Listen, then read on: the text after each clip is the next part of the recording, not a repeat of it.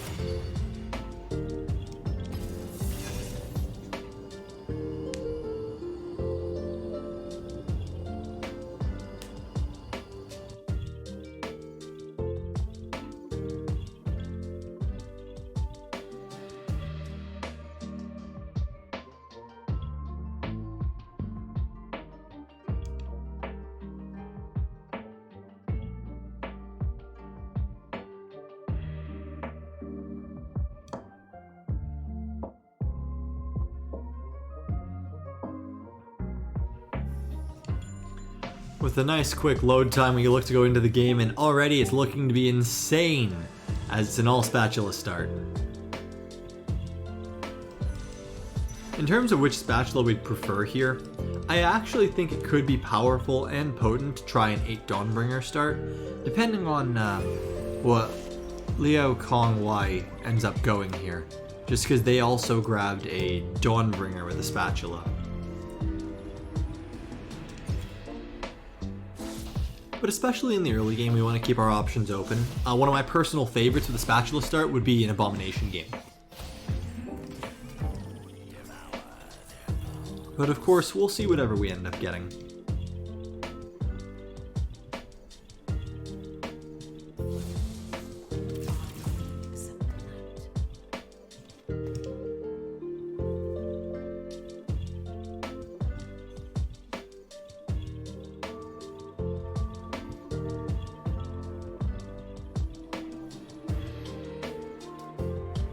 What we may look to do in this game, especially considering we know everyone has spatulas, and we know they're going to be looking for greedier plays, is we may just look to go for a more usual play. Nothing particularly exciting.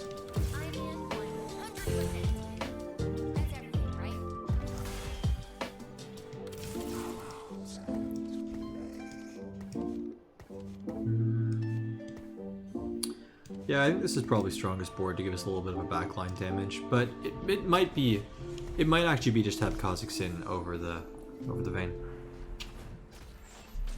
We'll have to see.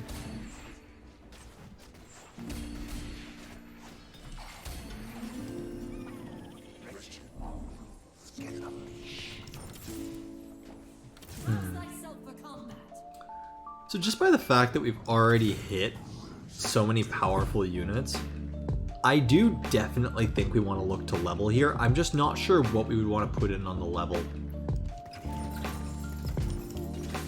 My gut's telling me that putting in this Hecarim for 3 Forgotten is probably the strongest thing we can do here.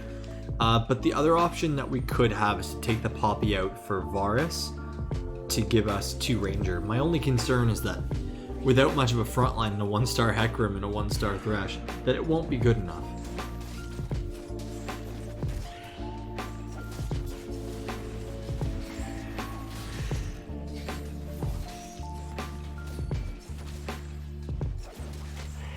So we're really hopeful to actually start this game on a win streak, seeing as it would give us a big advantage. Since we got such a high gold start, we could look to make some fast econ. But we'll have to see what ends up happening here. I do know that, realistically speaking, we already have 4 knights, which means that going for Kayle is pretty enticing as an option.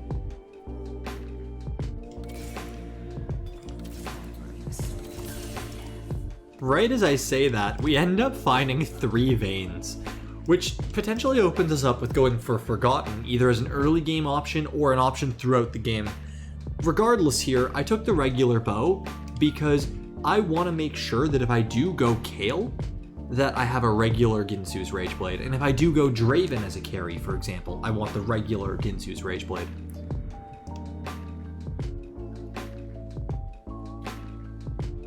My only concern I have here is that I'm potentially hoarding too much gold on my bench because I could get to 10 gold if I sold all of these units. But I do feel, as I said, that maintaining strongest board while going for a little bit of a more aggressive approach is the way that I'd want to play this game. Seeing as we do already have the spatula, if we ever find a Shadow Sword available to us, we could very easily go for 9 Forgotten while removing one of our less necessary units. Yep, so we win the round pretty easily here. We're looking to win streak with a 2-star Vayne early. And the fact that we have 6 Vaynes here only makes me feel more confident that we can end up going for a Forgotten build. With that in mind, I may end up looking to sell these Leonas and this Nautilus. Just because we have so many Vaynes, I would be remiss if I didn't at least try to use Vayne, or at least Forgottens in the composition. This is why I also want to make sure to keep the Varus, just so we have another Ranger to put in at level 5 for a large power spike.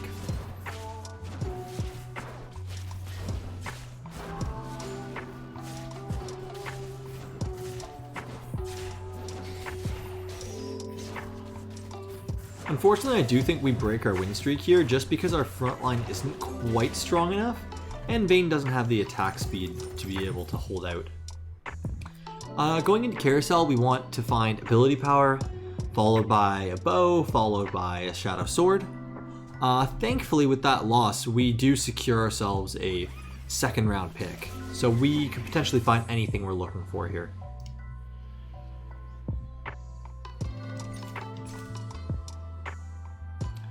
Push comes to shove, I may just take the extra spatula here. Unfortunately, that does get taken, so I believe we look to grab the ability power, as Ginsu's will be good on Vayne, could be good on a Draven, could be good on anything we decide to go for.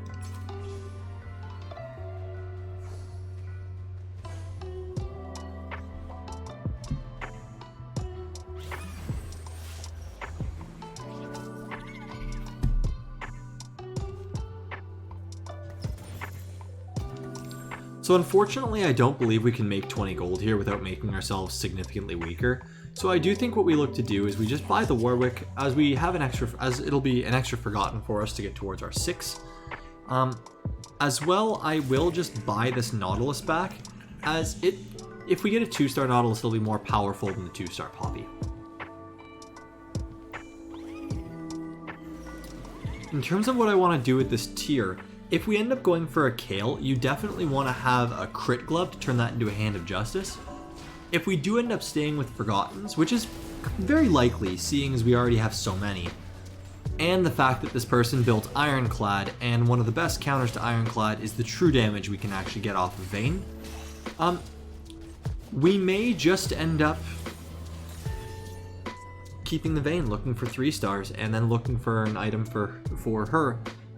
In particular, we may still look for Shadow Jeweled Gauntlet, even though that item has been nerfed for Vayne, for the sole purpose that Jeweled Gauntlet, Shadow Jeweled Gauntlet, both will be powerful, but we do have Forgotten, so that will give an extra 7 attack damage and ability power throughout our units.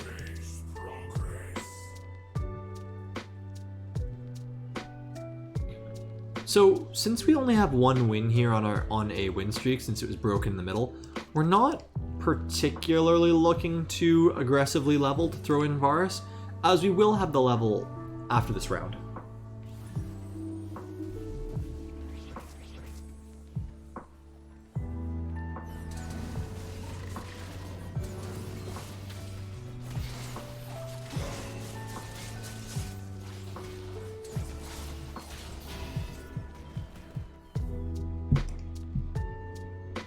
Yeah, see, if we would have leveled there, we would have just ended up losing out on gold anyway, as this person was running 3 Forgotten with 2 Shadow items, 2 Brawler, and the 2 Assassin. A very, very powerful early game composition.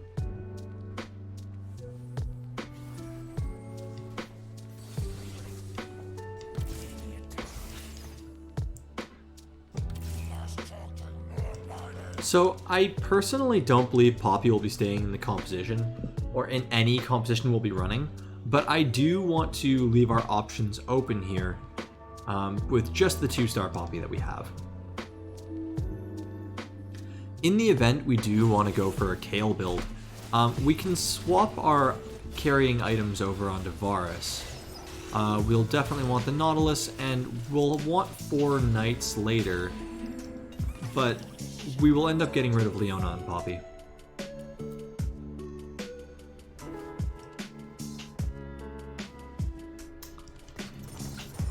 I'm going to sell the Nautilus and the Victor here, just because I want to hit 30 gold. Seeing as we have hit the Hand of Justice, I do want to wait until next round to see if we find an ability power that could potentially let us stay with Vayne. But until then, I'm just going to keep saving up gold for 50. By the time we get to 50 gold, it should be around Carousel, and we'll be able to make a much more informed decision on if we want to look to start hard rolling for Vayne, or commit to the Vayne, potentially Warwick as well. Time will tell.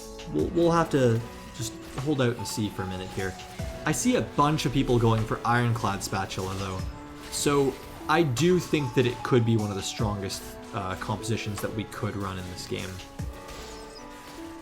As Ironclad's just going to give a bunch of armor, and yes, Kayle will do the true damage over time, which is very good for us, but before she does that, she's only going to be doing physical damage, and I'm not sure if we'll be able to win out. Also, I noticed that some people are already starting to build some core Kayle items, so it may not be what we are looking for.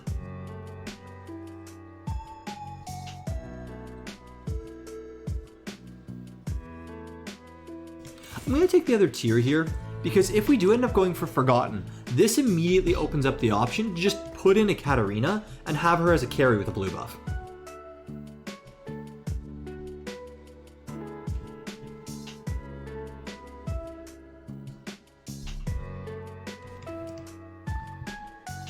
As far as it goes for the items that we would want on Vayne, ideally we want to try to get some attack speed on her, and potentially some ability power to be able to increase the true damage that she'll be dealing. In the event we can get her to 3 stars, the bonus damage that she'll do will just drastically increase with 6 Forgotten as well as some ability power. potentially letting her deal almost 1,000 true damage. So I do think that between some attack speed and some ability power, that would be ideal. In particular though, in terms of attack speed, I would want to get her a Runon's Hurricane, but not a Shadow Runon's, because that will apply her true damage to 2 different targets at the same time.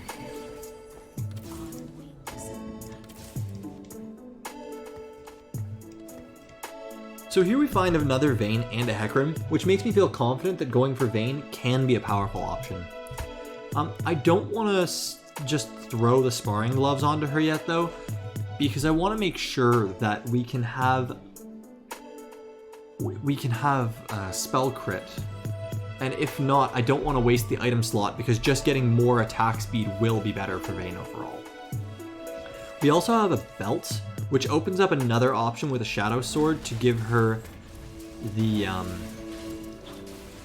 Shadow Zeeks, where she would steal attack speed from adjacent allies, which, realistically speaking, if she's going to be our main carry, we want to make sure she has as much attack speed as possible. We also notice that many different people in this lobby are looking to go Jax. Now, Jax is a very front-to-back composition where they want to break down your front line and quickly try to get to your back line to delete them. Having a carry like a Vayne that can constantly deal true damage and chip the team down would be really valuable for us. So to that effect, we're looking to grab this ability power. If it gets taken, which I'm thinking it will right there, we're going to grab the Shadow Sword on the Ivern, which can open up our composition to either the Shadow Zeeks, as I said, or, more importantly, we can make a Forgotten Spatula, which means that no matter what, we can have currently Varus, eventually Kindred as a second ranger, while also pulling double duty in the terms of Kindred as a Mystic, and still having a Forgotten.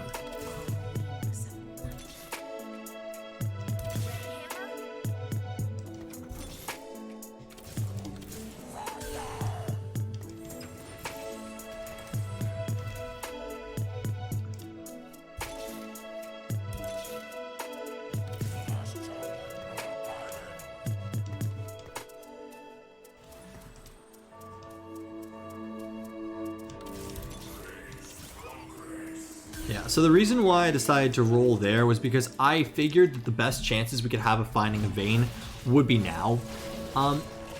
The only reason why I hesitated was I was debating my odds on if my rolling would have actually hit anything significant enough for us to do better here, and it would have, but unfortunately I rolled a little bit too late.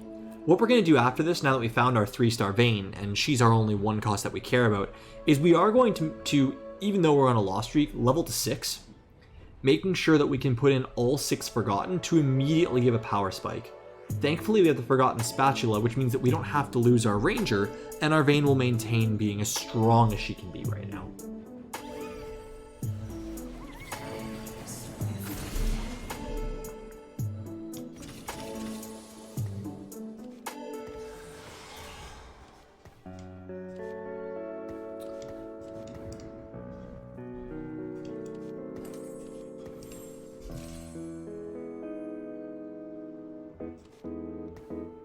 Yeah, so as you can see, we may not necessarily be looking for a Hecarim here as the game goes on, but for 6 Forgotten units plus friends, considering we have the Spatula, we can actually look to go 4 Rangers with the 6 Forgotten, noting that at level 7 and 8 we can add in Ash and Kindred, and then swap out certain Forgotten units, like Katarina for Rise,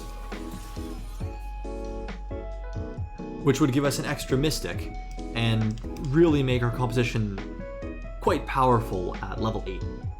So from here, what I'm going to look to do is, now that we have a 3-star Vayne and she's feeling very strong, I'm going to stop rolling and try to save up as much gold as we can to look towards level 8, in the hopes that we can still keep a strong board.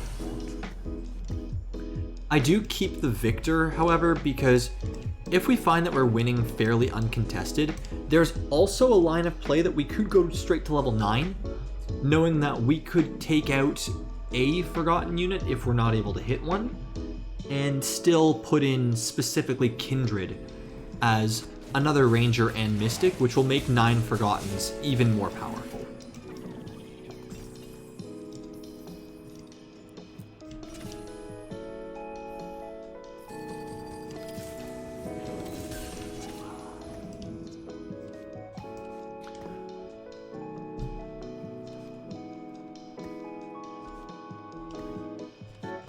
I'm not exactly sure what the best placement for our composition would be at this point, but I really do like keeping Thresh on the same side as my carry. So I think, excuse me, sorry for the hiccups, I think something like this would be ideal. If we do find a bow on our next armory, that's what we're going to look to take. If we do find a shadow item, I could look to take something like a shadow ability power, shadow sword, any of which would be quite powerful for us here. Unfortunately, with our positioning, which knowing that there are more assassins in the lobby, I really should have accounted for better, but we're not going to be able to come away with a win on this round. It's just unfortunate that their Gragas lived with 16 health.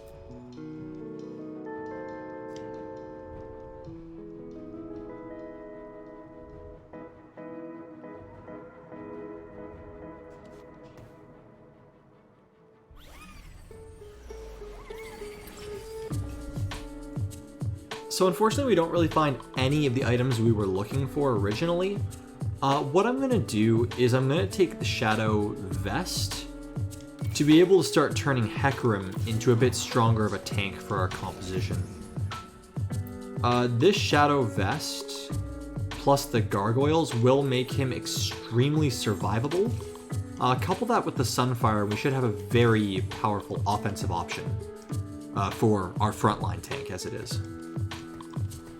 I do also think I'm going to move the composition around a bit, just to make us a little bit better protected against certain assassins, since it is still a bit too early in the game for Viego to be a factor. As we'll look to get to level 7 next round, we want to try to find another unit to put in. In the immediate, certain units that we could think of would be something like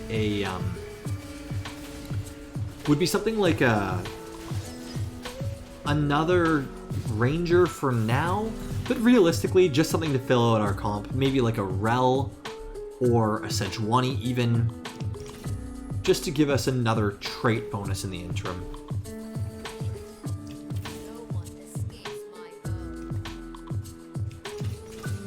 So we find the Ash here, we level to 7.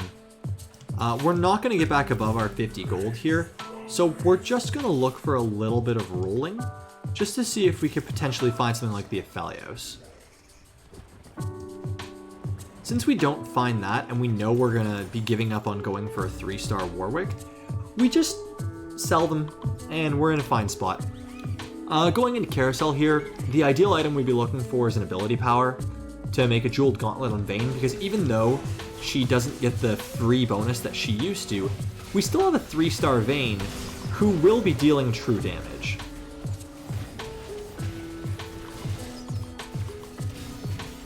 Beyond that, the next powerful item that we could be looking for,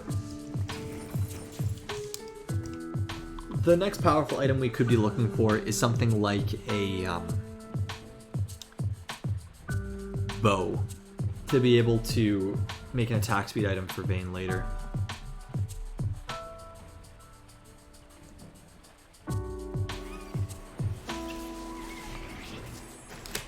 Yeah, very unlikely we're going to get the bow, as it is on a Volibear and we're on 3rd pick for Carousel. Shadow Bow would not be something ideal that we're looking for, and the ability power gets taken, so we'll have to see what we can come up with here.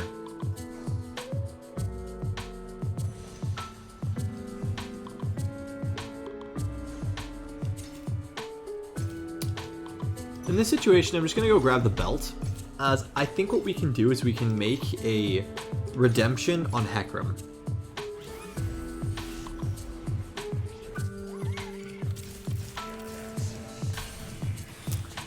Yeah, and here we have the Rel, so that'll give us our 2 Cavaliers, as well as giving us a decent amount of Forgottens in the event we wanted to go towards 9 Forgotten in our late game.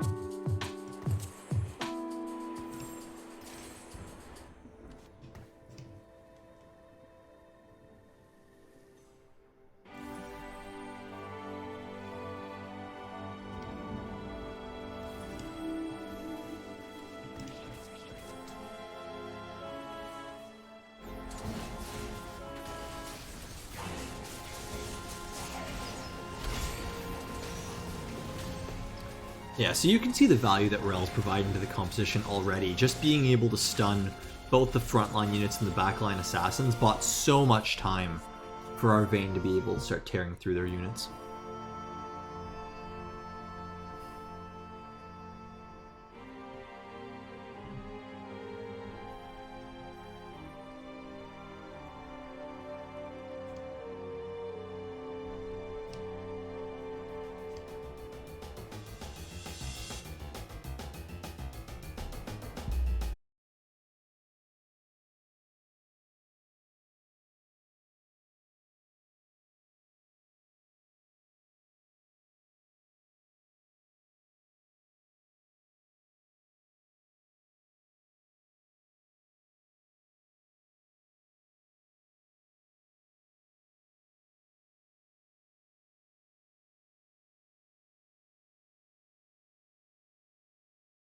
Is our safest and best way to win here.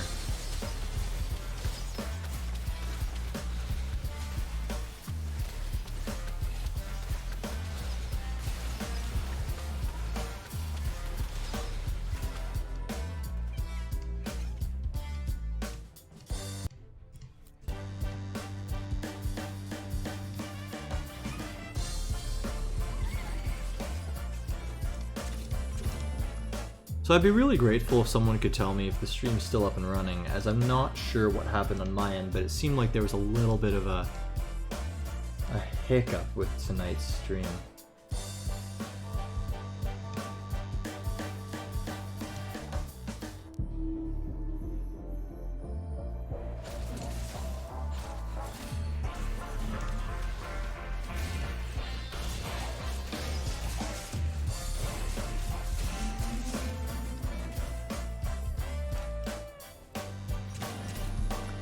So what we're going to look to do here is we're just going to look to go to level 8 as quickly as possible.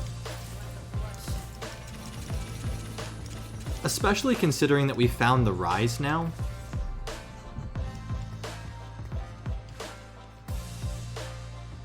I do think that this is one of the strongest boards we can have.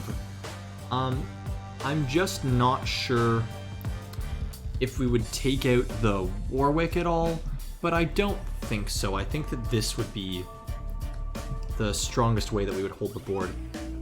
Going to level 9 realistically, I don't know if we need Draven as we're not itemizing him, but again, I don't think it'll be the worst thing in the world if we do end up keeping the Draven for now. As I say that, I look at our gold, and my golden rule is to try not to drop below 30 gold when it comes to breakpoints here. So what I'm gonna do, since I have this spare unit, is I'm gonna look to sell these Dravens, as I want Katarina and Viego to be our offensive threats. And since we're running a little bit low on life, we need to make sure we can get as much gold as possible for our breakpoints here.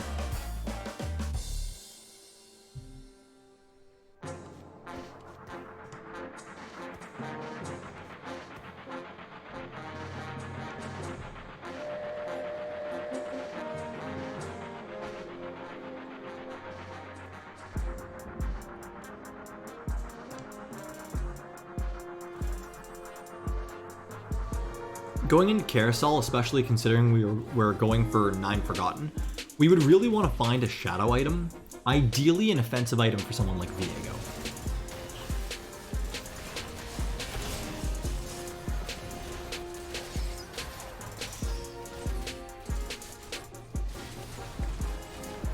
Yeah, as you can see, finding that early Viego completely carried us in that fight.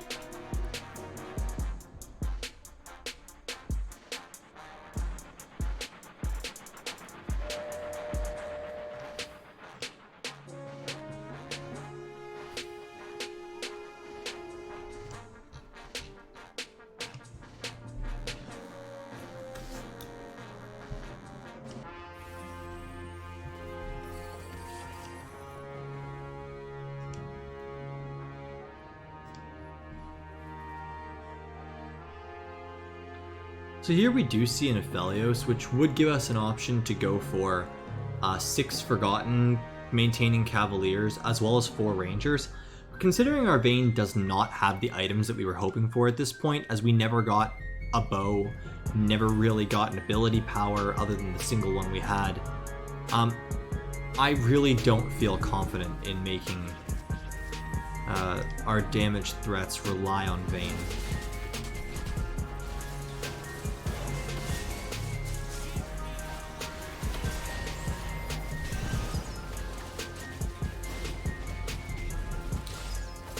I do think, unfortunately, that...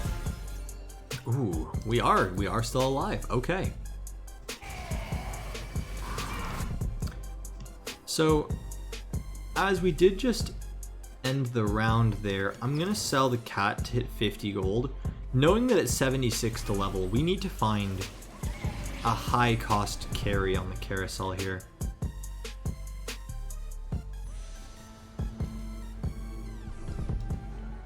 So we don't quite find the high cost carry, but we do find Infinity Edge. And the interesting thing about Infinity Edge, when we have Katarina and Viego, is that their spells will crit, and they'll be guaranteed to crit with just Infinity Edge.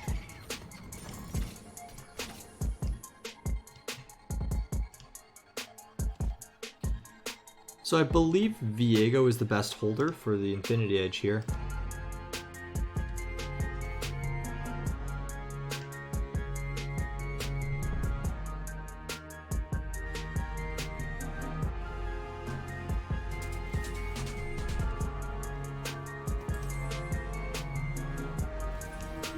And we just have to hope we win this round, and next level we should be able to get to level 9. Unfortunately, it's not looking good for our odds because we did just go up against a Kayle comp, and our Viego's on the wrong side of the map. Fortunately, we're looking in a pretty good position to start stealing his units.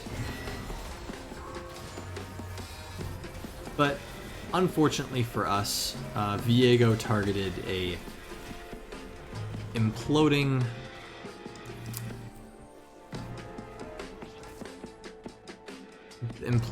Shadow ZZ Rot.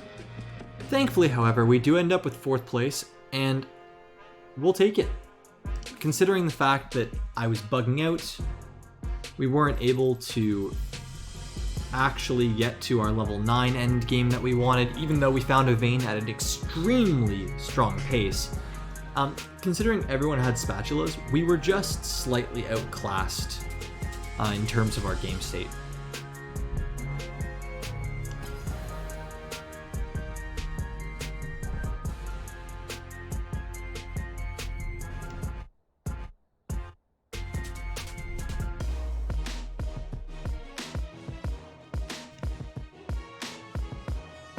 With that, let's go into the next game.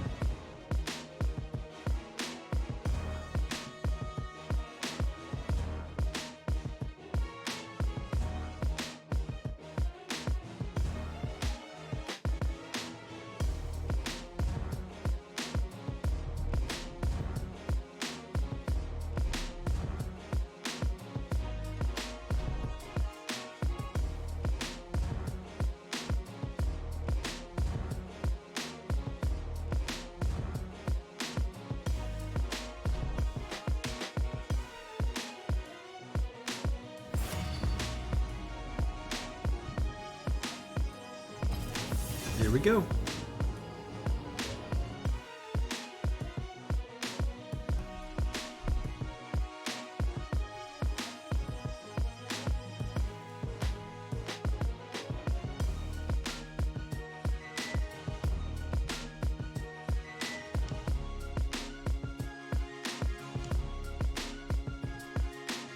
As we look to load into the game here, we want to make sure that we keep our mind open to any possibility of compositions we come across, as long as we feel comfortable playing it and we find the items for it.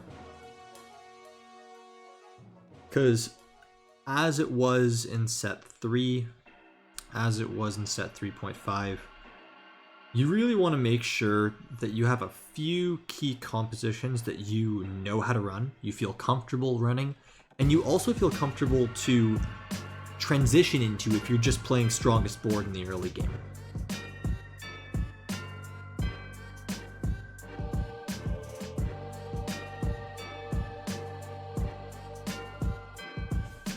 Good evening, AlphaGen. Welcome to the chat, and welcome to the stream. We just finished a close top 4, or we placed 4th, that we were able to find a 3-star Vayne, pretty much on time. And what we were trying to do is to go for level 9, because it was an all-spat start, so we had gotten a Forgotten Spatula on Varus that we were going to look to replace with Kindred. But unfortunately, because of the all-spat start, there were a couple of people who just slammed Skirmisher Spatulas, and one person who found the early Kayle, and it just made it really difficult for us to come out with a win in that game.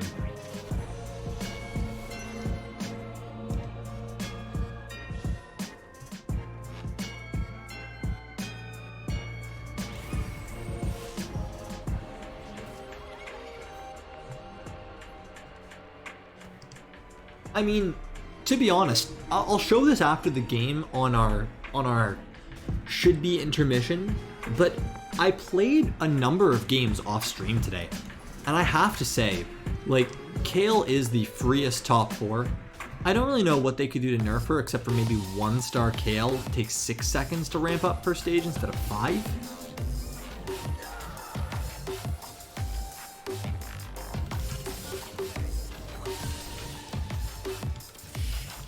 So, I also found that Karma is still really strong if you're able to get a blue buff. I got first because I got the 3-star Karma.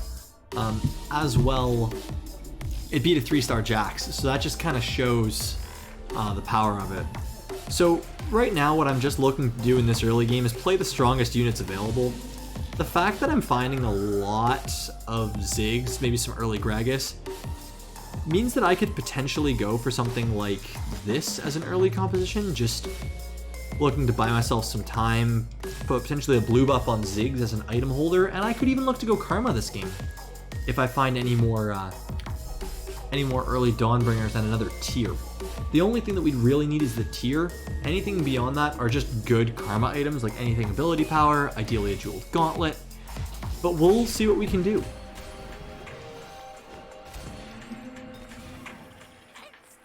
Yeah, so with this health, we can just put a Sunfire on Gragas, feel good about ourselves here.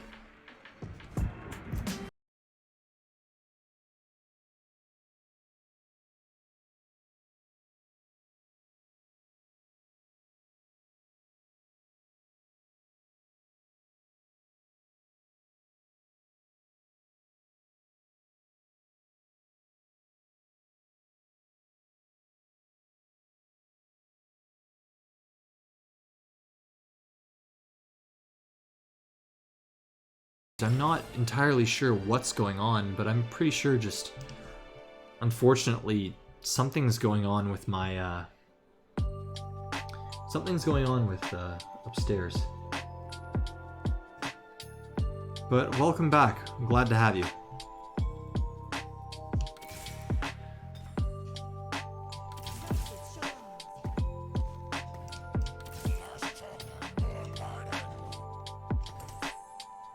So here we're just going to start throwing items onto Gragas to potentially make him the early game tank that we need him to be.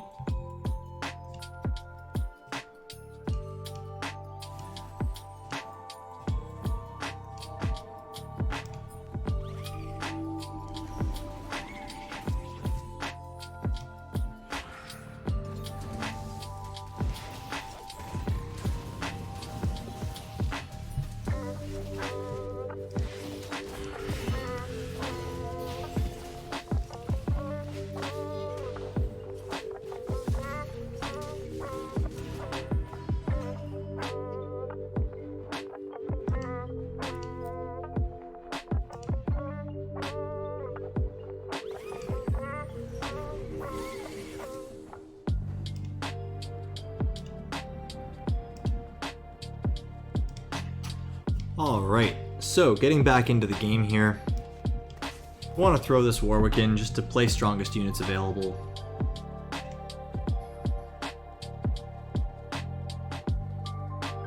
I do think going into Carousel, the biggest thing we'll want to find is a tier. If it ends up being a Shadow tier, then we may look for an ability power, as that would really give us some options into starting to go Karma. If neither of those are an option, then we could potentially go for something like the Gargoyle Stoneplate of Immortality, just to make our Gragas the beefiest frontline that we can.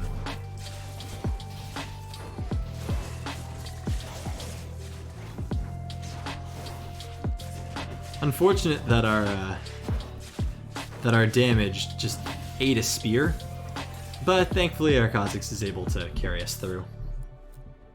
Considering we're not going to break 20 gold, what we can do is we can just look to buy this Nautilus, since he will just be a good unit to throw in. So there is a tier on Ashe.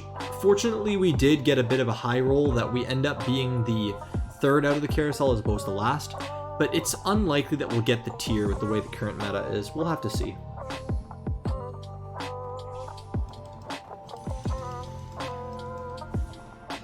Thankfully, we're able to snag it, and that means that we can go for Kayle. I mean, sorry, for Karma. So Alphagen, how's your night looking?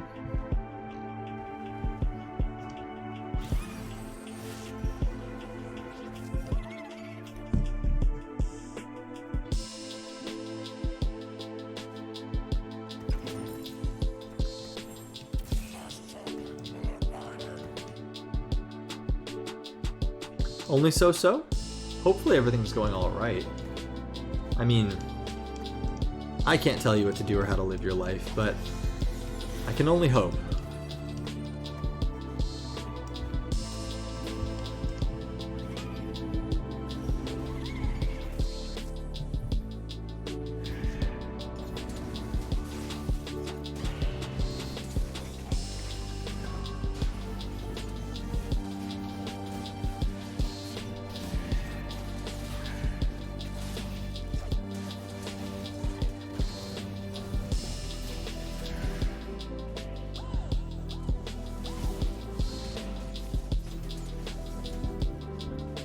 So, even though we do have the Ziggs for now, which is a decent item holder for blue buff, we may look to transition off of him if we find a stronger blue buff holder.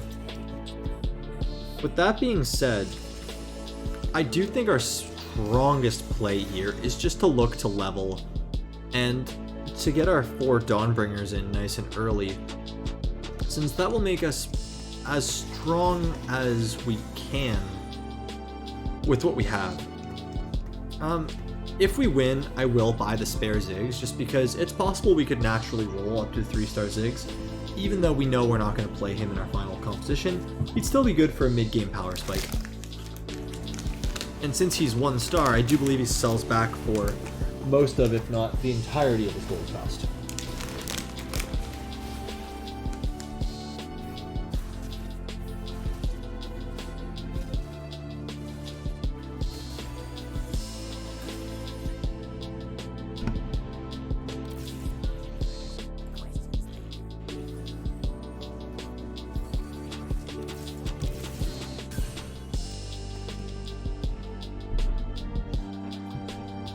As you can see, we're holding on to a pretty strong win streak going into Krugs here, so we're feeling pretty good. With that being said, though, level 6 we're going to look to put in Warwick, but we may need to spend a little bit of time still at level 5 to try to get our 2-star Gragas, as that will be a unit we want to keep in our composition.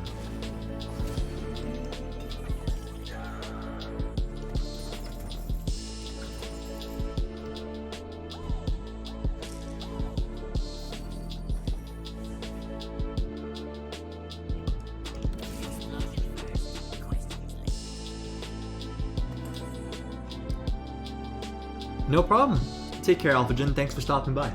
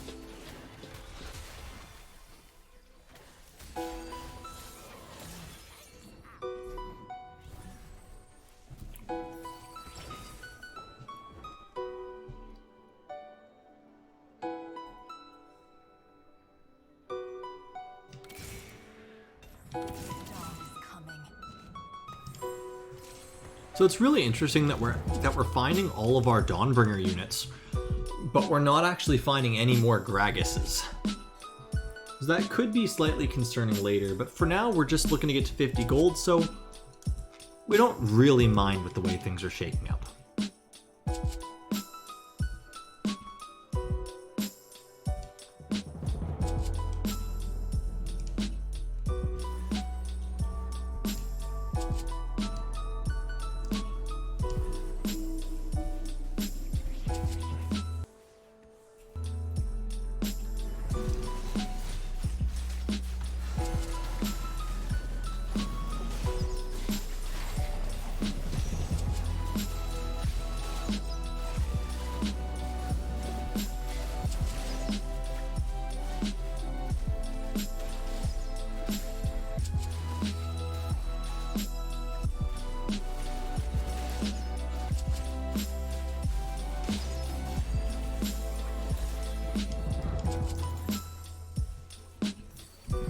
So as you can see here, we were fortunate enough to place strongest composition into a very comfortable win streak.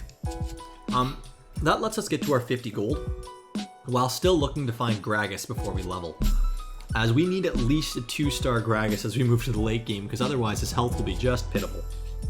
Now, the reason why I'm holding on to this Nautilus for now is the two different ways that I like to run Dawnbringers at level 8 are 6 Dawnbringers with 2 Ironclad, or 6 Dawnbringers with a Revenant frontline in Ivern and Volibear. Now, Ivern and Volibear are definitely ideal, as you can get Renewer for Soraka, Invoker for Karma, Brawler for Gragas, as well as the 2 Revenant, which drastically increase the frontline's survivability.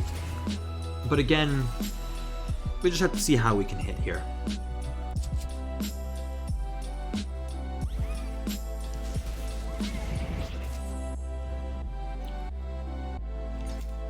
Going into Carousel, we do see a Jax with ability power, but that will be taken immediately, as Jax with Skirmishers is the strongest composition to beat right now. Beyond that, we'd be pretty happy with grabbing that Ivern with the tier. And if we can't get that, we may look to grab something like a Phelios with the Crit Glove. So we get the Ivern with the tier. We're pretty happy about it, which means that it's a unit that we can throw in as early as level 6.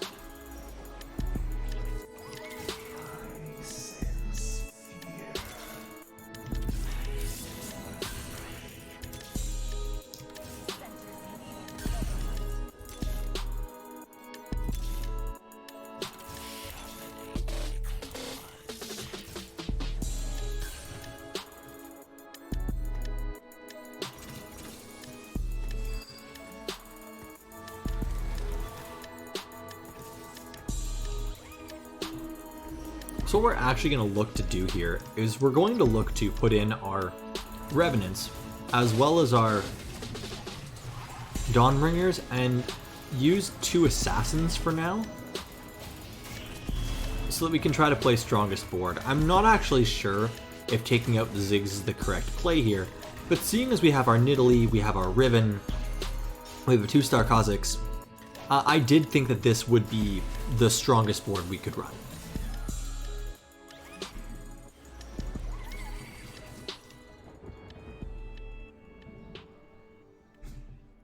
With that win, we are a little bit sad that we don't have one more Gragas, but since it's a 35% chance for 1 cost for now, we're still fine holding out and continuing to level.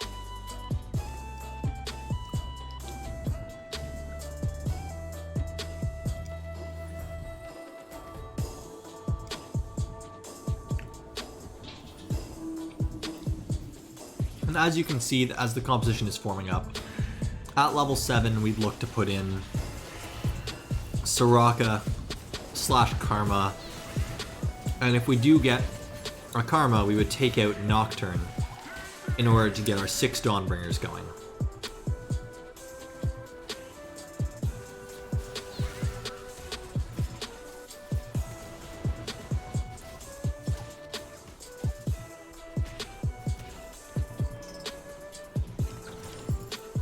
However, for now, we're definitely feeling a lack of damage,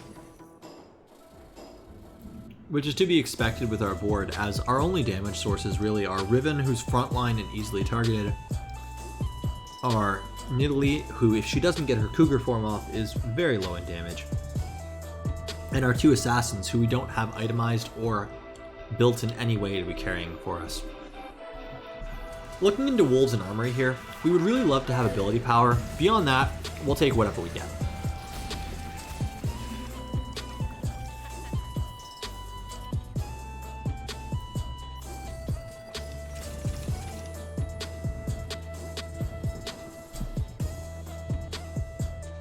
So, since we know we're weak and we want to preserve life, we can actually look to level here.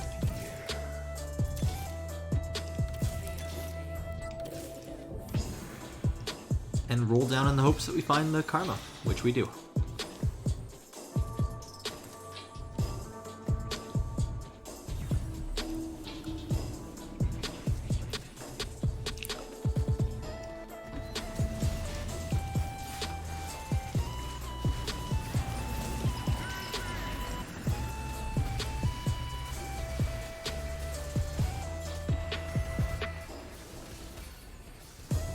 And even just finding Karma and putting her in for damage completely changed the outcome of that fight.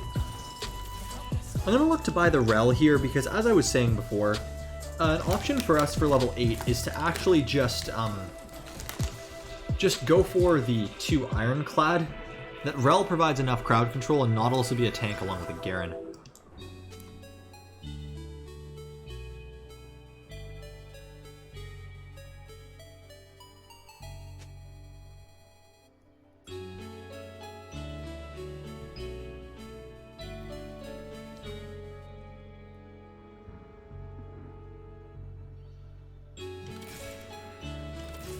Unfortunately, we don't have any items that will directly help our Karma, but what I can do is I can make a Chalice onto her with the Soraka that we have.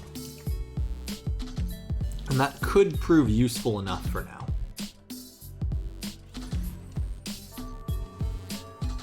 now. First and foremost, we're going to need to look to start getting towards level 8 as soon as possible to try to find our Karma 2.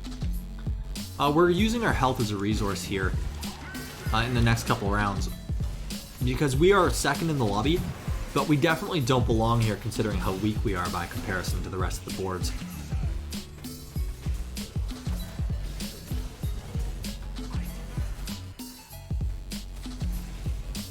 Thankfully, Karma just demolishes skirmishers, so even at 1 star, she's able to put out so much damage for us with the blue buff.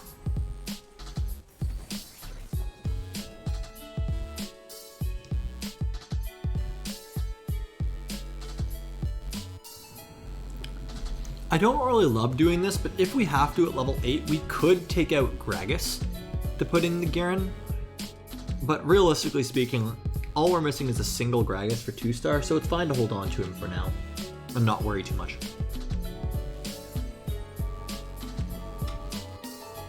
Once again, when we get to level 8, we're going to roll down, look for Karma 2, look for Darius. Sorry, look for Garen, not Darius. We need the Dawnbringer. So we're gonna look for Garen, and we'll see what we'll be able to hit. But yeah, as you can see, with the way our composition is set up, there's no one really targeting our backline, which really opens Karma up to just start dealing a large amount of damage. Unfortunately for us, however, we're top of the lobby. There's next to no chance that we'll get an ability power here. So what we're going to have to do is hope that we can get something like a tier. Yeah, because even though there are 2 ability powers, they're going to get taken very quickly. Yep.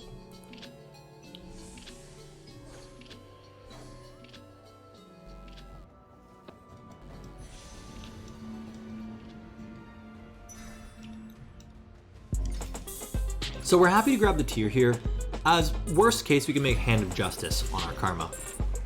Not an awful item by any means.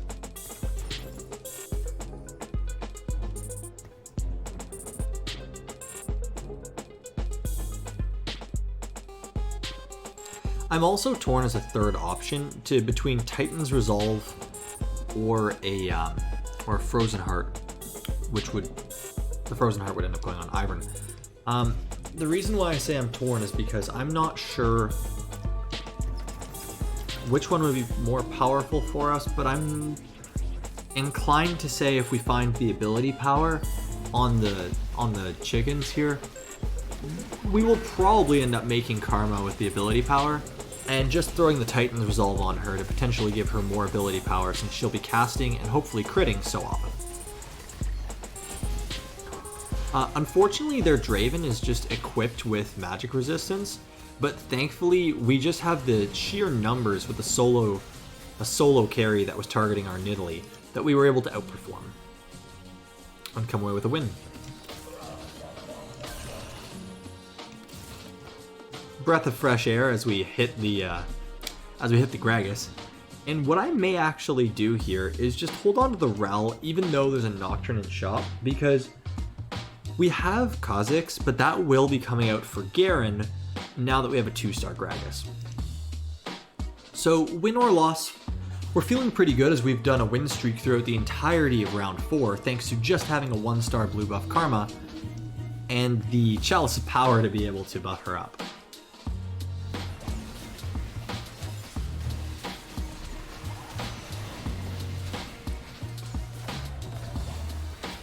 So Karma is online now, she'll start casting, but I'm not sure if it'll be enough as Yasuo has been ramping up for true damage. Thankfully we barely come away with the win there. And we're able to go through the entirety of stage 4 with a 4 cost but only 1-star carry.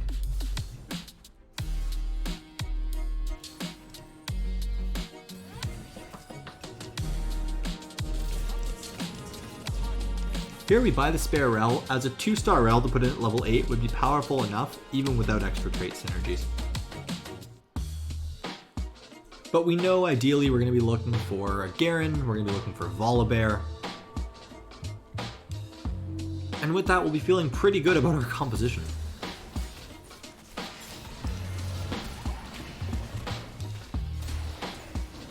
We really hope for any items here off the chickens, but I'm not holding my breath.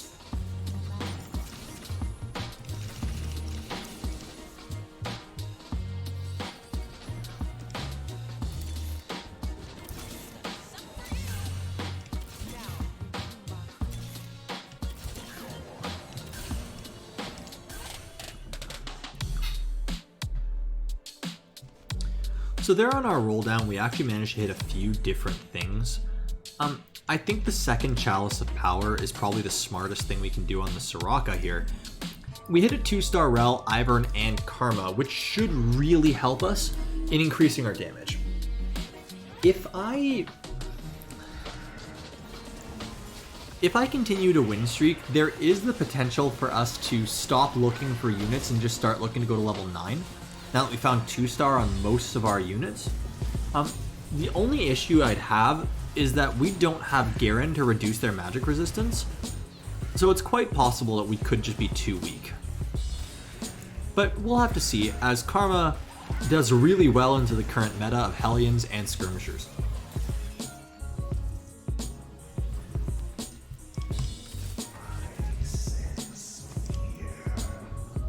We buy the Nocturne because if we're going to go to level 9, in the interim between when we can upgrade with a Garen and a Volibear, we can still run Kha'Zix and Nocturne, giving us the Revenant that we're looking for to make our front line more durable, and still being able to give us a trait bonus in Assassins versus Brawlers.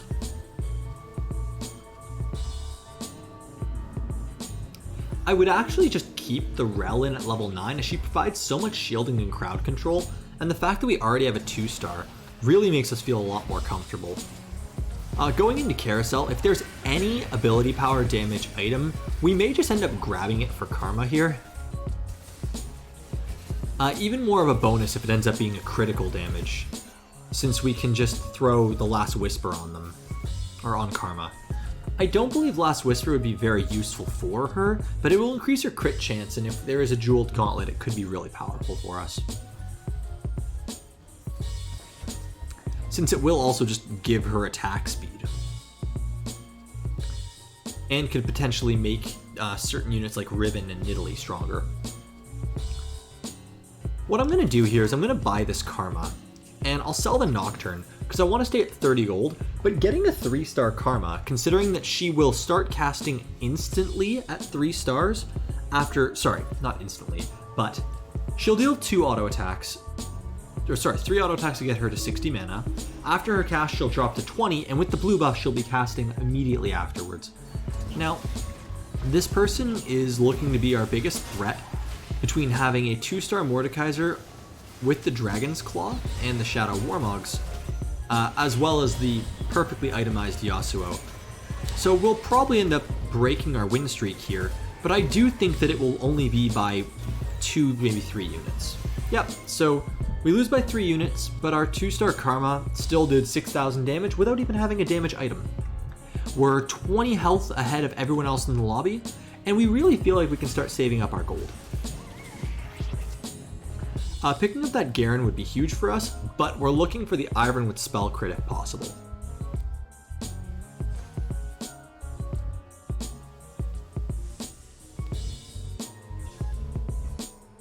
In the event that both items are eliminated, we'd be fine to take this Archdemon Staff, as Karma will be casting so much that she can start getting an insane amount of health.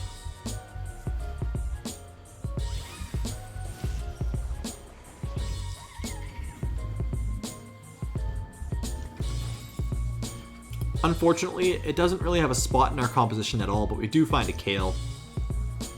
We could take it to just deny some of our opponents here, seeing as many of them are still looking for Kayles to round out the compositions, but I don't really think it's valuable enough, and we need our economy here.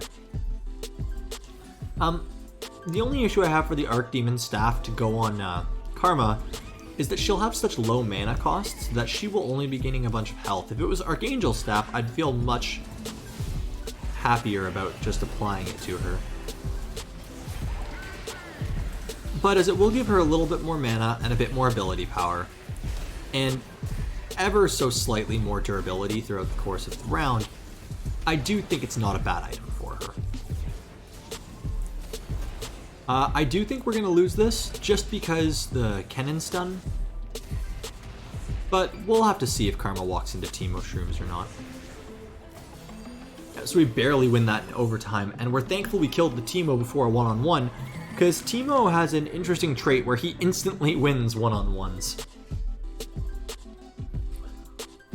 Another good option of a unit we can throw in at level 9 is Kindred. Seeing as we don't have a Dawnbringer Spatula, it could just prove to be useful for us here. To keep our Karma alive so she can keep casting. I'm not sure if that would be the best use of our money at this point, as well as for our composition, but we'll have to see.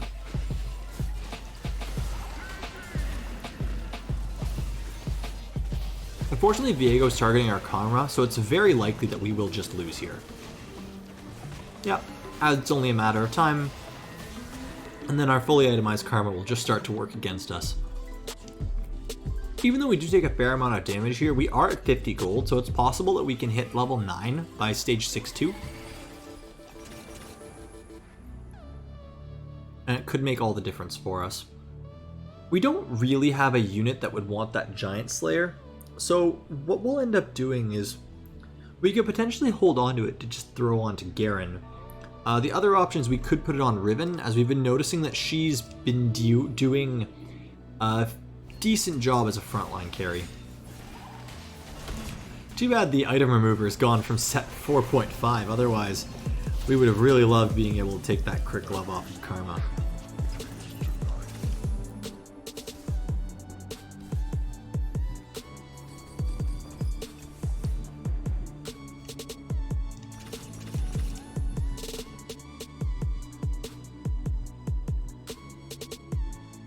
So we could look to go to level 9 here, but we don't really have a unit to put in. Yes, we could buy the Nocturne, but I do think that might shoot us in the foot a bit for our economy. You know what? Considering we're top 4, I want to experiment and see if it's actually a powerful enough alternative unit for us to run.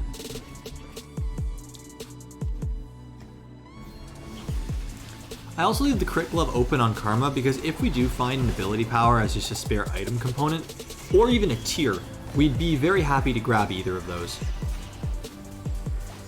But as you can see, the lack of damage is really coming through now.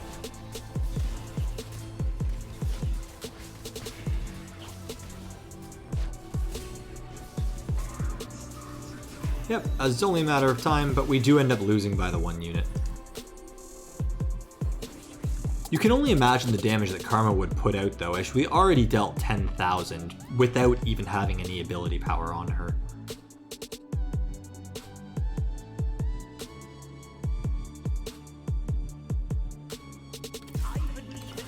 I personally believe that Heimerdinger would be stronger here, so I'm going to put him in.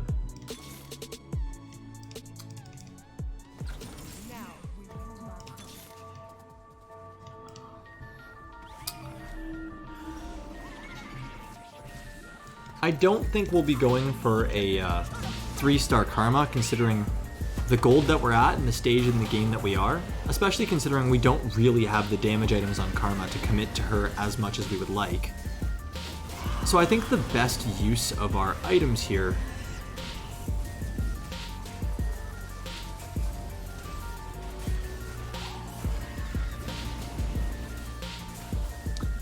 unfortunately, Karma was barely unable to kill Kayle there without our ability power, which cost us the round. Otherwise, it would have been a very close but a win for us.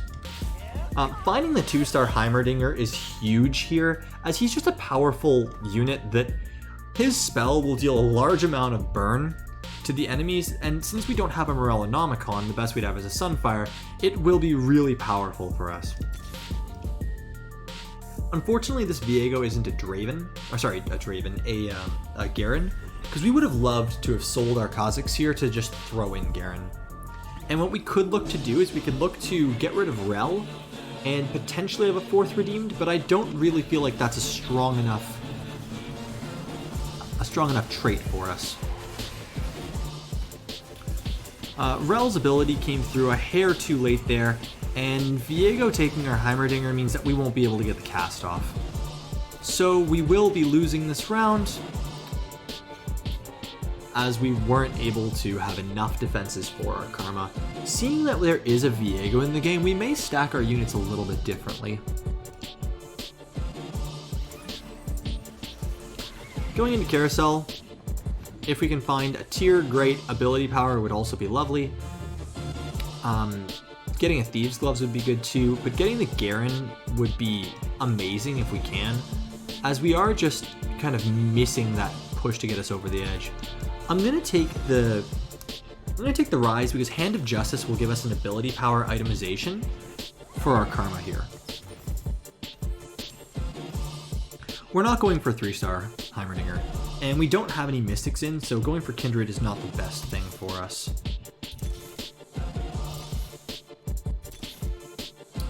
So there we find the Garen, which is a great pickup, and means that we can do something like this with our composition. Being able to move Gragas down if I didn't misclick slightly too low. What we'd want to do is we want to move Gragas down so he'd be in front of the Soraka, so that he could tank some of the assassins that we've been facing.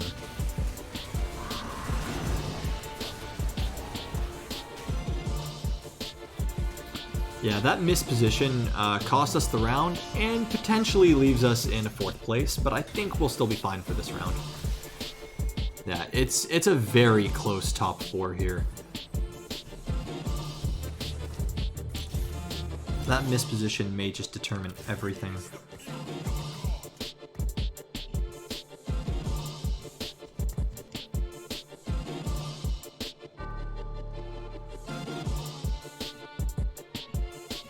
So we can end up doing our positioning something like this, knowing that if assassins do jump to our backline, all they're going to do is they're going to be stuck on something like our Gragas or our Garen.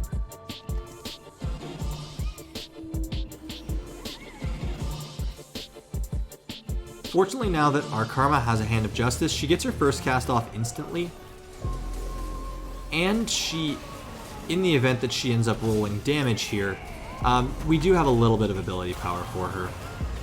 Just unfortunately for us, however, our Karma isn't targeting Kayle yet, which means that we probably end up just losing here. Thankfully, by some luck, we end up getting the knock-up, but she's just online at this point getting the healing, and it's just too much for our composition to handle. So we end in a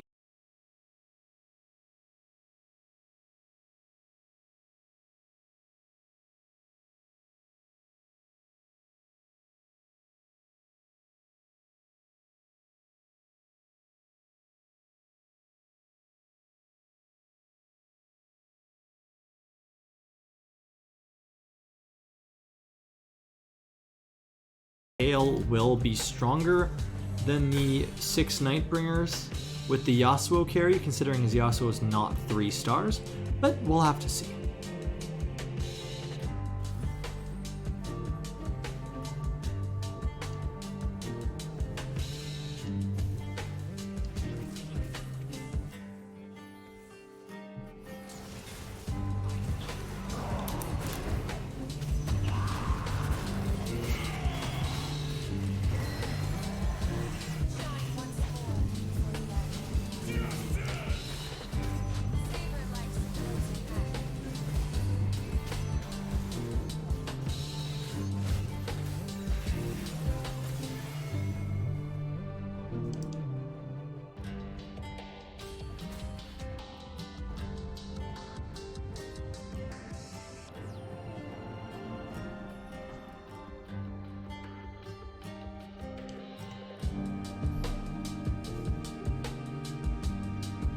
So it looks like the Kayle player ended up coming out on top of that game.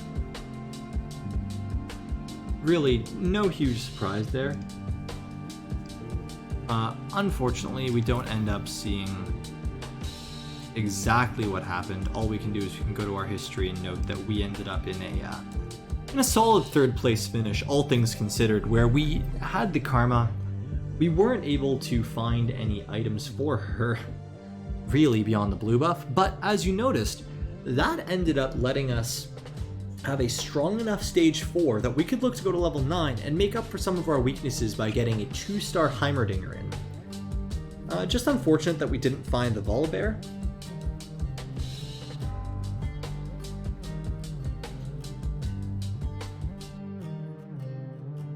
And I'm not too sure what's going on with my computer for the night. I'll definitely need to look into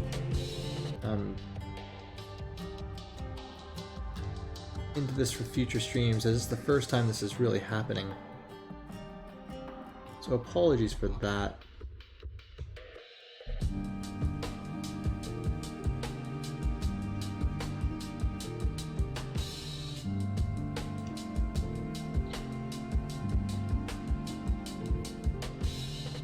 What I'm going to do is I'm going to take a quick break, see if I can figure out these issues that are happening, and we'll be back shortly. Please feel free to get up, stretch, get some water, and we'll be back soon.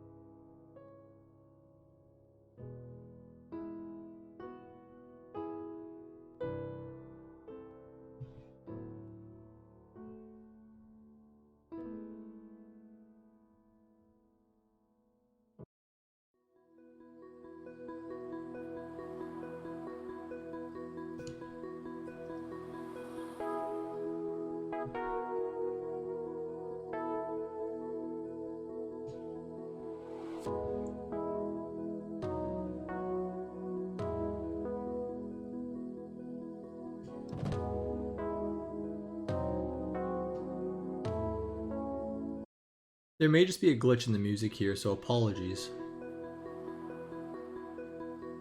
As it seems like the music reading extension was having some technical issues, which was causing the computer crashes.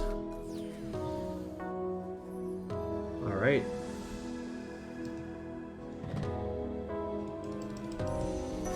Looking into this game, we want to grab an ability power off the start, as we could potentially have a variety of different carries, either using something like a Ginsu's or just in general using ability power. I'd actually say, depending on what compositions you're comfortable running, ability power is probably the most powerful item to get early.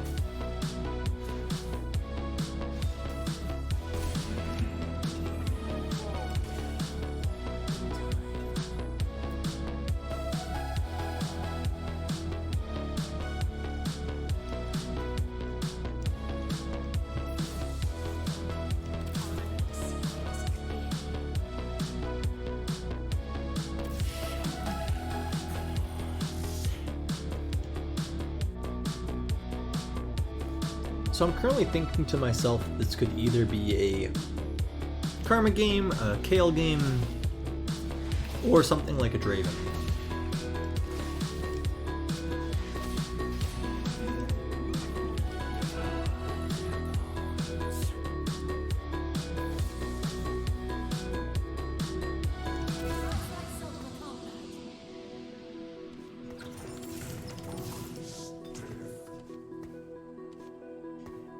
So what we're going to do here is we're just going to slap all of our items out right away.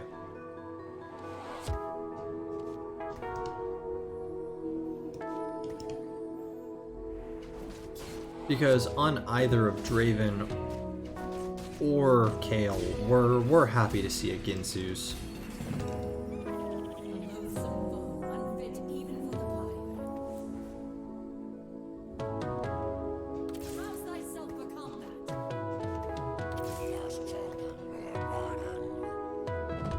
Getting the double Nocturne here is really nice, because what we can potentially do is we can potentially run Nocturne in the mid game. Realistically, what we'll probably end up doing is we'll probably just end up selling him, but we'll have to see.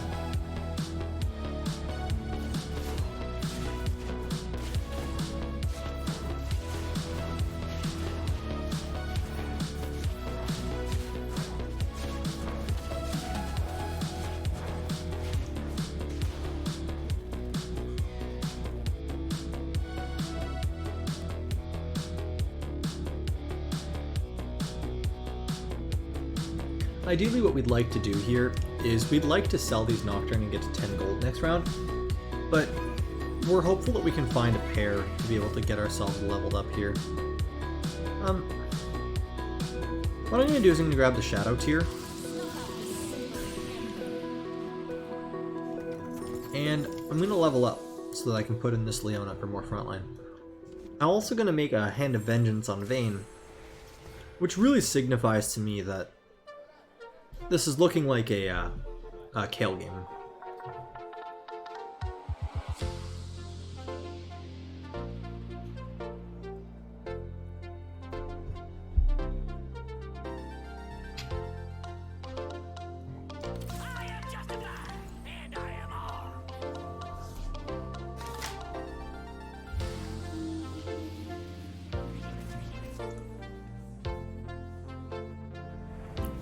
Since there is a strong potential that this will be a Kayle game, all we're really looking for in terms of items now would be a sword and armor, so that we would have a Guardian Angel.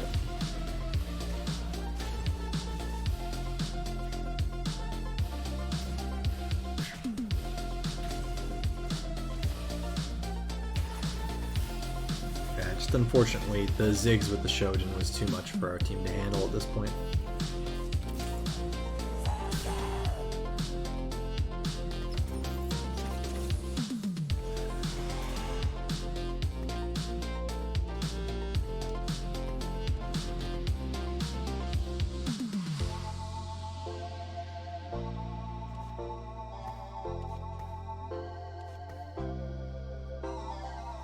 So unfortunately, without Vayne being 2-star, our backline is looking a little bit lacking, but we're still glad to have ourselves some Forgottens and some Cavaliers. And what I will look to do if we win, which we should, because we've committed our early level 5 here, is we want to buy the Poppy so that we can start saving up some Knights. The ideal composition for Kayle will end up being 4 Knights, along with Rel, Kayle, and Lux, and another Mystic. What that'll do is it'll give us 4 Knight frontline, Kayle as a solo carry in the backline who's just a ticking time bomb, along with getting ourselves 2 Mystic and 3 Redeemed. Here we're going to look for sword or armor, not particular on either one, but I do think that we'll be going for the sword if we can, as it'll be harder to get a sword later compared to armor.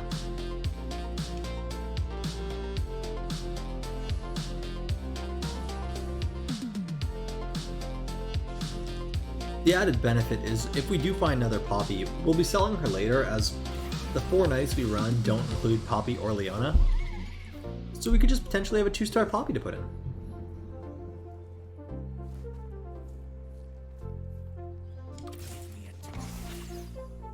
Also, since we see our front line is looking fairly strong, we just want to buy Varus here to be able to use as A, an item holder, and B,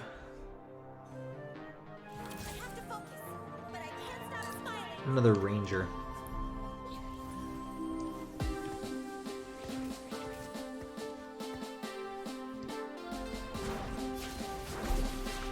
What I may do here is just sell the Sejuani and sell the second Poppy with the sword, just so I can start putting even more items on Vayne. And what I'll look to do next round is I'll actually look to take the items off Vayne and put them on Varus, as he will be a more stable item holder. Because even if we don't find Kayle right away, Varus will still be another redeemed for us.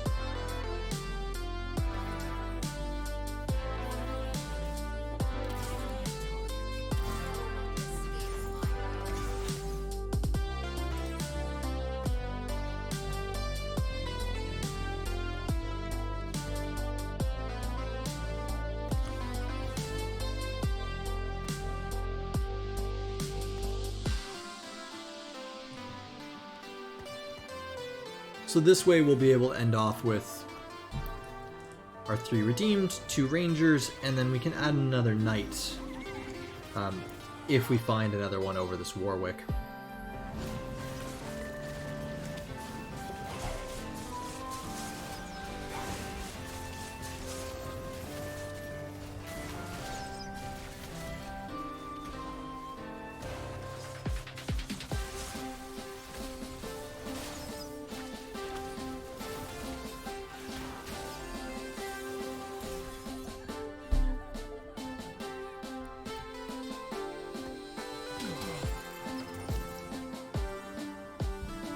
So in the interim, while we start to get our gold up to start leveling aggressively towards Kayle, all we're really looking for here are things like our redeemed and knights, of which Thresh will actually be in our final composition. So what we can do here is we can just put in Thresh and sell the Warwick, knowing that if we get any gold here, we can get to 10. So even though we had a 2-star Warwick, we want the Knights, and Thresh provides so much extra crowd control that he's very, very valuable for us.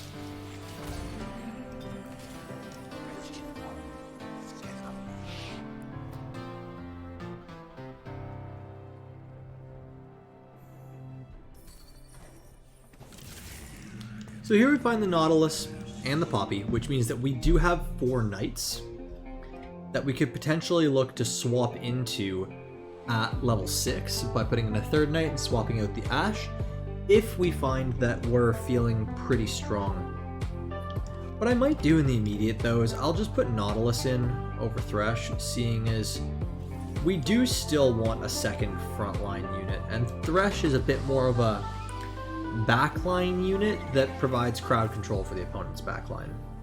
Unfortunately, we're a little mispositioned for assassins here, as our Varus should get stunned out by LeBlanc, but thankfully the Ash Arrow means that Varus can still live to potentially get us a win here.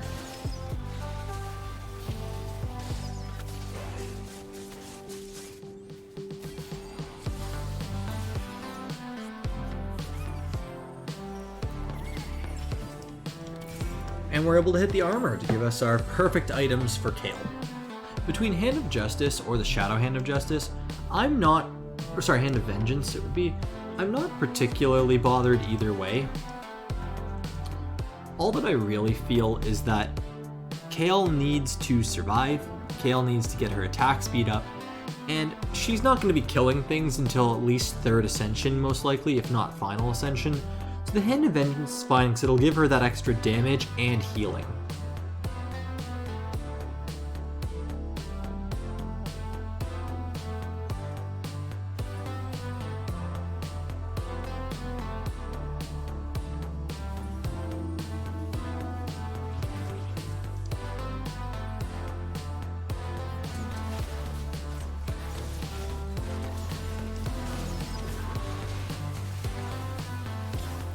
And as you can see with this composition where we're just playing the strongest units that we have, the Ashe is providing a good amount of crowd control, and even though we are going to lose here to the Karma, the blue buff Karma might I add, we still have the power in our composition that we're still feeling fine. Picking up the 2-star Varus is really good for us here, as it will make us a fair bit more powerful in these fights since he is our main carry.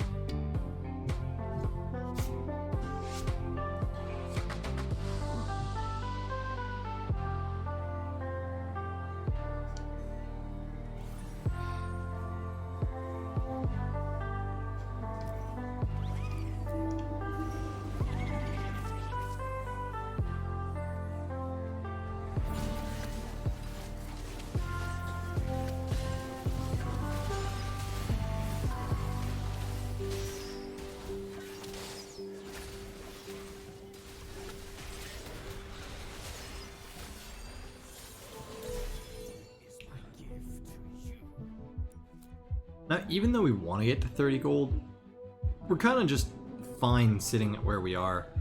As we want all of these units, we want to definitely get some 2-stars, and seeing as these are all pairs that we would eventually look to play, and selling the poppies wouldn't give us enough, we just kind of want to wait. Now that we have all of the units that we need, we're free to just pick any unit that we could find helpful items on, so that'll probably end up being Rel. If she gets taken, we could go with Taric here, as that will mean immediately that we don't need Poppy.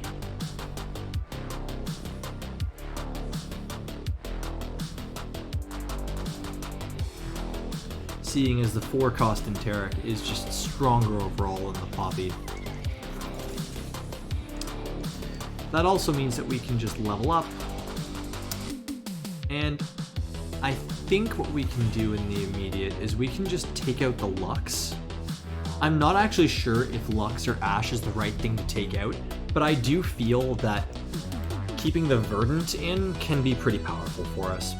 I'm also going to leave the item off of Taric because we could get a Thieves' Gloves or Trickster's Gloves, both of which could be very good for him.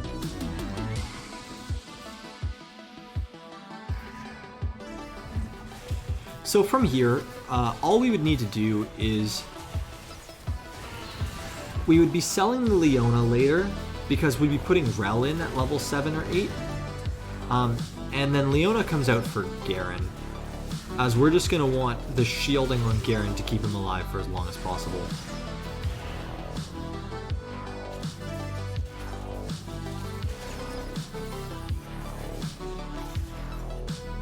Unfortunately, I accidentally double leveled there. This is why I like to level with the keyboard clicks instead of a mouse press. So it is going to cost us 1 gold, which will translate to about 2 or 3. Shouldn't be the end of the world, but it will slow us down by a little bit. For now, I'm also just gonna put the bow on Leona, because in the event we get a health from either the wolves or stage 4-2, we wouldn't mind making a Zerath portal on her, as it'll just once again buy more time for Kayle to get online.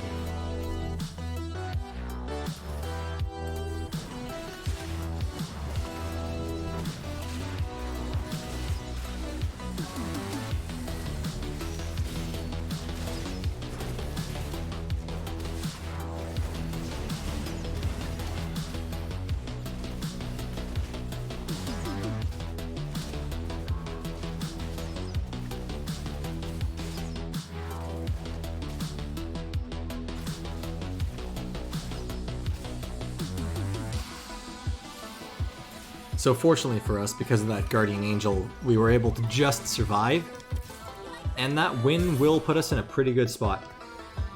What I'm going to do for now is I'm just going to stack our units over to the corner here, and take out the Ashe, because we definitely don't need the Verdant against the Wolves.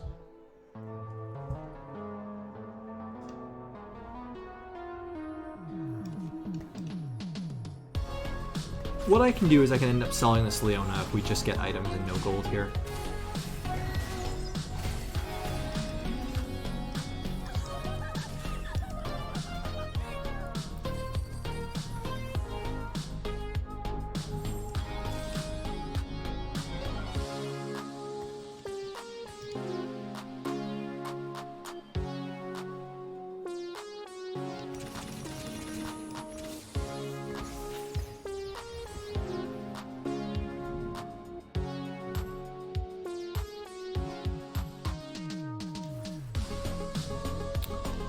I'm not exactly sure what I'd want to do with these items, but it's possible that a Quicksilver for Taric could be useful. Again, I'm just going to hold out and see what we get on stage 4-2.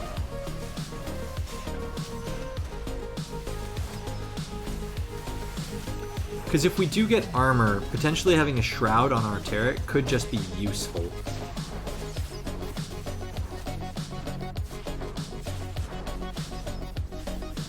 If Callista ends up targeting our Varus here, I think we're going to have some tough times, but looks like we're good.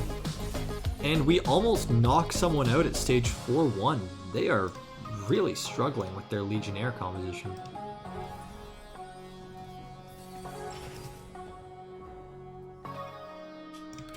So here we get the Shadow Gloves, and I was debating going for the armor, but I do feel like the Trickster's Gloves on Taric could be one of the more, if not most, useful items for him. That also leaves us with the option to make Dragon's Claw or Gargoyles, or even a Chalice of Power on one of our other units later. I'm not sure what I would use this sword for. If we do end up going for a belt, we could do a Zeke's, which is really useful. But we'll have to see what we can get on Carousel. We're extremely favored to be in the third pick out, unless we take one or two hard losses here, which I don't feel strongly that we will, but you never know. This person is playing Coven carry Soraka. And she could just one-shot our team, who knows.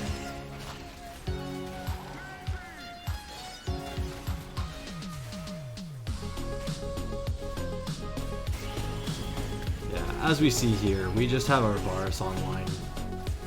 And even though it's not a Kayle, it's still working to the same effect, being able to do a large amount of damage for us.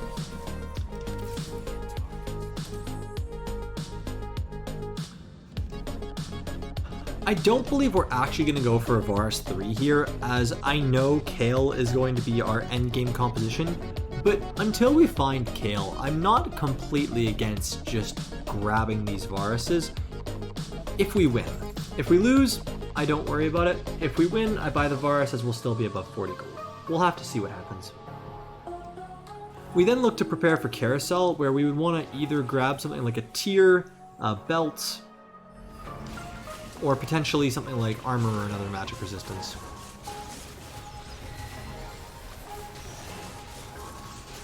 So this person has a Kayle item set on a Jax, I'm not really sure if it will pay off for them. Just knowing that Jax has no healing means that we should win this fight fairly easily, so I'll buy the Varus now before I forget.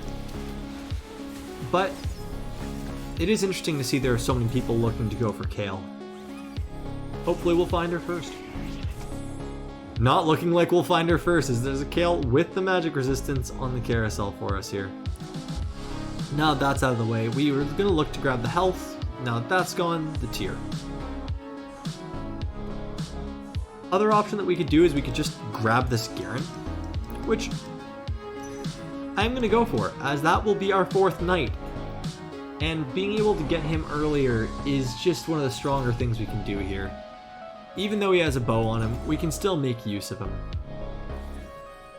What we can also look to do now is we can look to start leveling towards level 8. I don't believe it's correct to keep these Varuses, so... Okay, I'm going to do something that may not be the smartest play here. I'm going to buy the Varus. I'm going to buy the Rel because I know that's what we want to put in at level 8, and that was the only thing stopping me from aggressively leveling to 8. If we end up hitting a 3-star Varus, this game becomes really interesting because we can actually leave in Ashe. What we can also do is we can put in Kindred as our Mystic. And Varus will still put out good damage by nature of having a Mystic and having a Ranger for him. We'll just lose the Verdant buff. I don't think that'll be the end of the world, but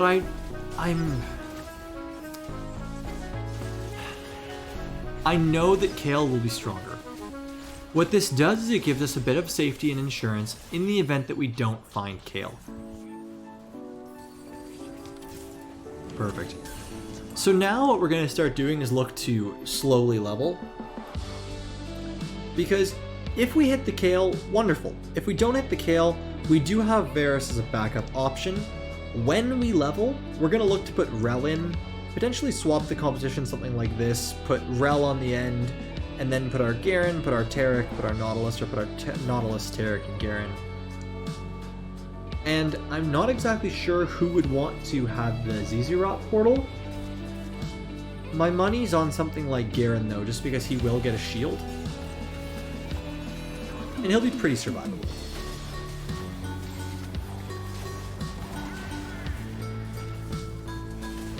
So thankfully our Varus has the Gauntlet buff active at the moment. And it's possible that if we are able to hit the Karma here, we can win this round. But it's not super... There we go. I was going to say it's not super likely until we clear their front line. Thankfully, our Varus just has enough damage here. So what we can do is we can look to get close to level 8 over the next few rounds and see how we're feeling between any Varuses found, any items that we've obtained. Realistically speaking, the strongest play, the play that will guarantee us a top 4, is to level to 8, as it will let us put in Rel and Garen, who will be stronger than a 2-star Leona. Although it'll mean lower chances of finding ourselves a Varus, I won't completely remove Varus as an option until we find a Kayle.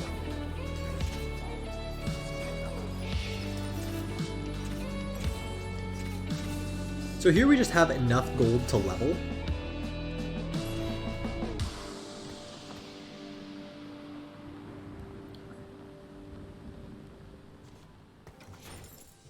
And maintain our 50. So I believe this is the way I would want to itemize the composition, having something like a more defensive Rel, more defensive Garen, Taric with our Trickster's Gloves, and let's see what we can do.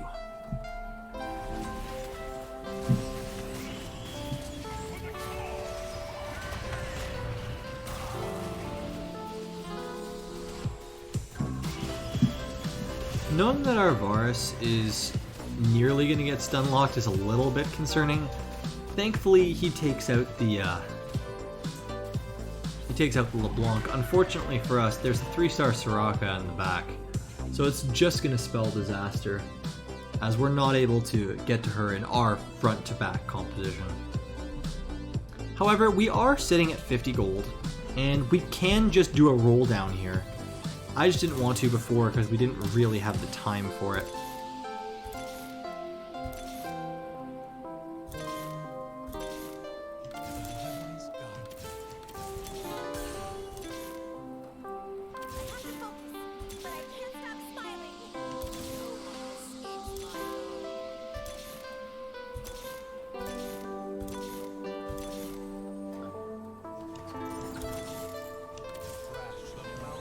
So unfortunately, through rolling down all of our gold, we didn't find another Nautilus, we didn't find a Kayle. We did find a 2-star Taric and Rel, which is really nice for us, but I'm not really sure if that'll be enough, as our backline damage is starting to fall off without either a 3-star Varus or just a Kayle. When we do end up finding Kayle and we put her in, we're going to want to take out Ashe as well. And swap it in for Kindred so we can have another Mystic. Yeah, as you can see here, the round ends up just going to overtime. We will lose, that I'm certain. But it shows the survivability of our composition. All we would need now is to find something like a Kayle, and we'd be feeling a lot better about things. The other option of what we could potentially hit here is if we do pick up this Varus, and we're only missing one more, we could find the Varus before we find the Kayle. So what I'm going to do is I'm just going to sell the Nautilus, buy the Varus, and then we'll see after after the carousel what we can hit.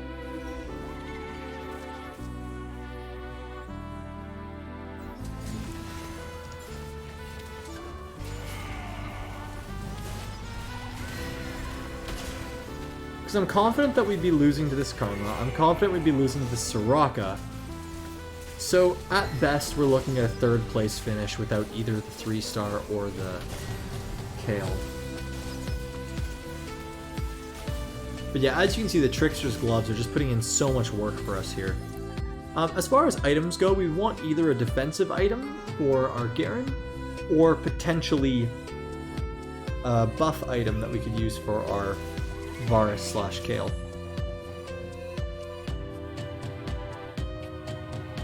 The Ironclad Spatula would just be really good, as that would give us 3 Ironclads, which would give us an additional 50 armor.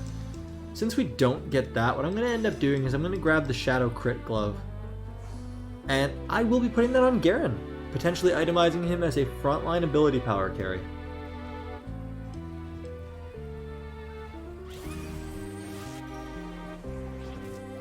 Wow.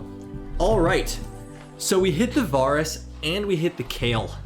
Now, I'm not sure what will be stronger, but I do know what will be more fun. So, we're gonna play the Varus for a little bit, see what happens. And what we could potentially look to do is just look to go 9, and on level 9, we just put in Kindred and Kayle. Again, we'll have to see. Right now, I'm just kind of having fun seeing what happens with the Varus, shall we?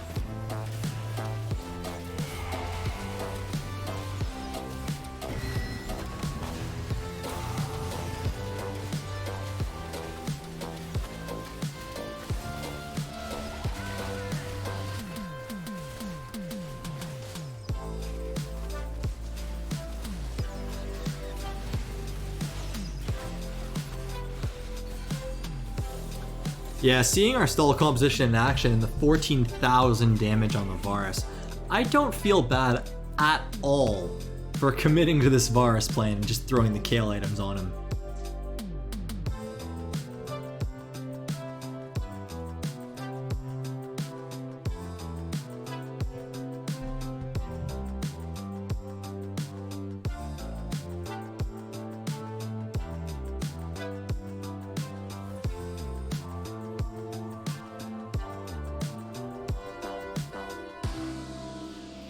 What I may look to do after this is I may actually swap sides for our composition, and that way Thresh's hook, where he can stand in front of our Varus and our Ashe, he'll be able to hook carries in the opposite corner, as I've noticed most carries are actually stacking on the top left-hand side for us here.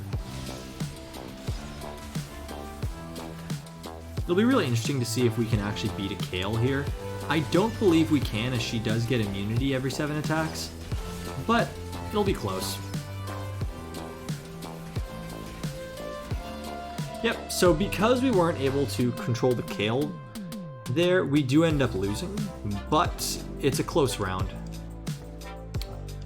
And realistically, I think I want the composition something more like this, so that we can get our Garen in the middle.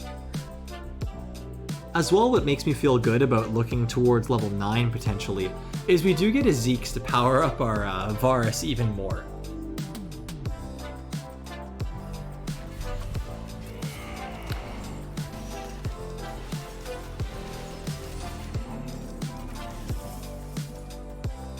I don't really see anywhere else that we could power up our composition besides from potentially a 2-star Garen. So I know we're only at 30 life, but I do want to see what we can do here. We always end up putting the extra attack speed here on the Ashe. I believe this is the best way to orient our composition. I'm just not sure if it will be strong enough. We'll have to see. When we look to level 9 means that we'll just be throwing in Kayle somewhere on the other side of Varus, potentially next to the Lux. For the 3 Verdant buff, which could be really useful. We could also just look to stack on the opposite corner then, because Kayle and Ashe can both share the Verdant buffs. But again, that'll be if we can get to level 9. We'll have to see about that.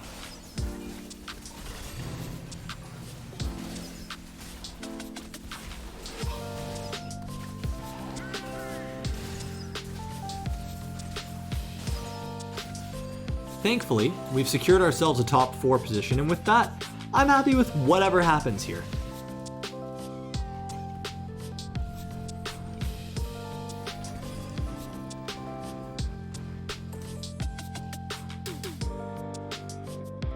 As I said, most compositions are just stacking on the far corner, as we can see, frankly. So knowing that Zephyr will cut through Verdant, as well as cutting through a Quicksilver if we had it, I do think that this is probably the best way to leave our composition. I just hope that they didn't move the Heimerdinger. Doesn't look like they did, so our Varus can start free firing.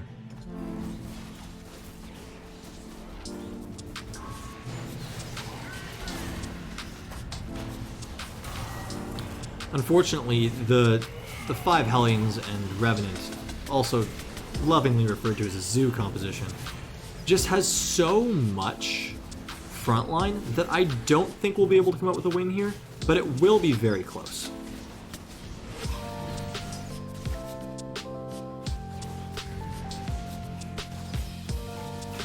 Yeah, just barely not being able to kill the turret or Teemo means that we're not going to be able to make it there, but we are still top 3.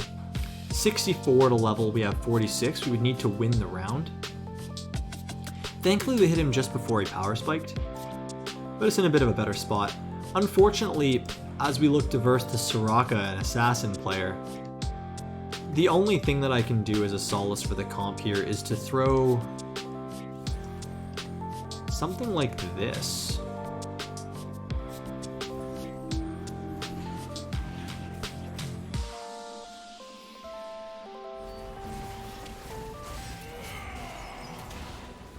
Knowing that it can potentially buy our Varus the most time,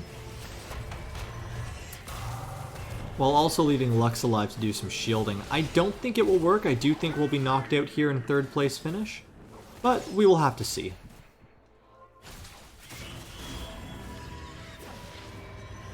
So we live exactly with 3 health, enough to get us to Carousel.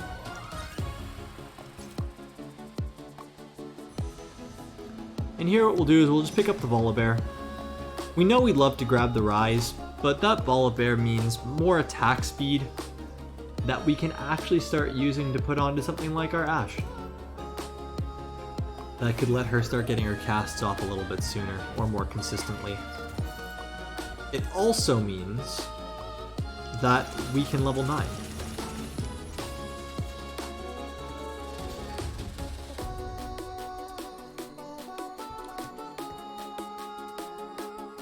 And with that, we can run the composition something like this, depending on how the opponent sets up their Zephyr. Because Kayle loves getting Zephyr, it just buys her time. Unfortunately, I couldn't move the Varus fast enough, but you did see I tried to there. We'll have to see if what we did was enough.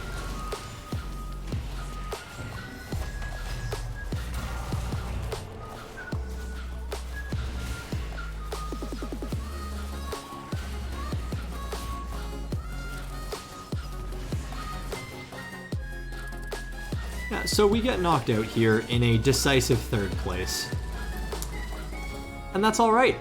Very close game, very glad with how it turned out, and we're kind of happy that even though we did find the Kayle in the end, the Varus 3 put in enough work for us, and I'm happy to have it. With that, we find ourselves promoted into Platinum 1 on the evening, which is amazing. Hopefully in the next few days we'll be able to start looking to push into Diamond.